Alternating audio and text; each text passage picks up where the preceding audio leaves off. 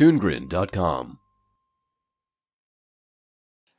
I have seen Scooby Doo in the cyber chase over 100 times. Moving on.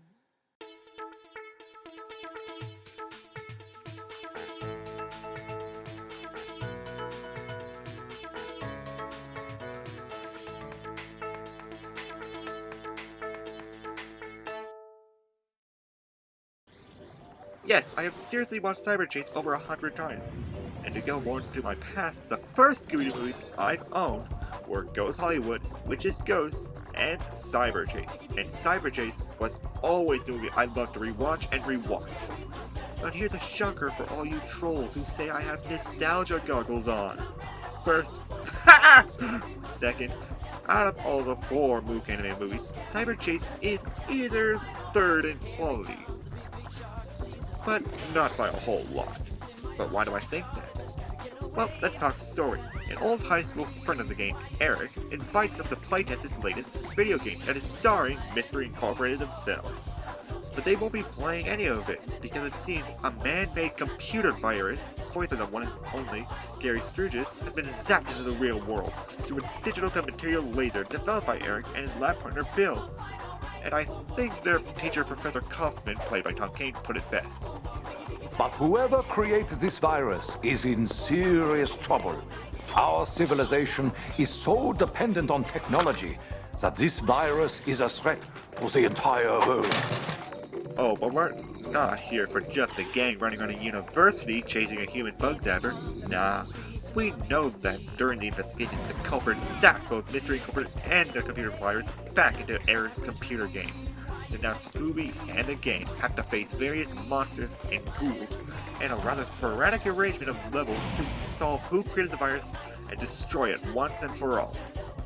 Now, comparing the art style of Cyber Chase with the 3 other movies, you can notice that it has the brightest colors and softest shadowing used in this movie. This isn't rotting corpses rising from the grave, or a witch coming back from the grave, or aliens with dreadlocks. It's a silly movie based around a funny-looking computer virus and 4 teens and their dog getting blasted into a video game. The lighter tones of the colors, detailing, and line work suits the light tone of the movie perfectly. Now, my favorite part of the movie is obviously after they enter the game. Now, I don't know about most of you, but virtual reality was something I found interesting as a kid, and I still do as an adult. But the actual thought of entering into a game sounded so cool to me back then. Obviously, that entering into a video game fantasy should avoid the danger of me being murdered by skeleton gladiators and dinosaurs, but still, this movie let me explore that fantasy, and that's why I love this movie, for the most part.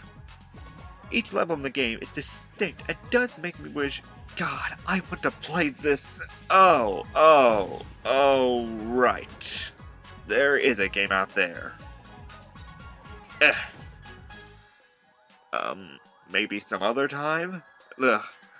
Now, let's talk suspects because that leads to the main issue. We got disgruntled security guard Officer Wembley, voiced by Joe Alaskey, Bill the baseball nut game programmer, Professor Kaufman, the low voice academic with the amazing mustache, and childhood friend Eric.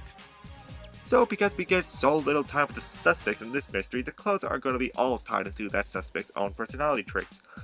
And this is where Cyber Chase gets annoying.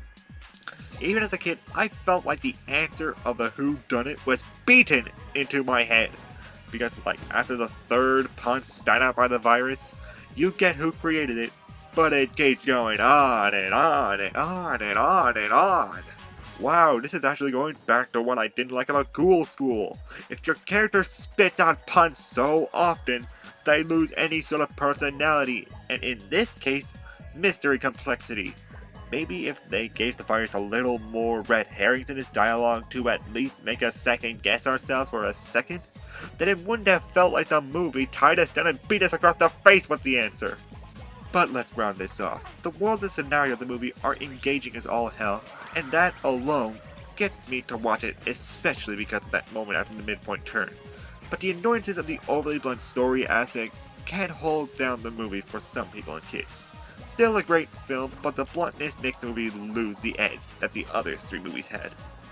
Watch it if you love the field of game design or games in general, and Scooby Doo, obviously.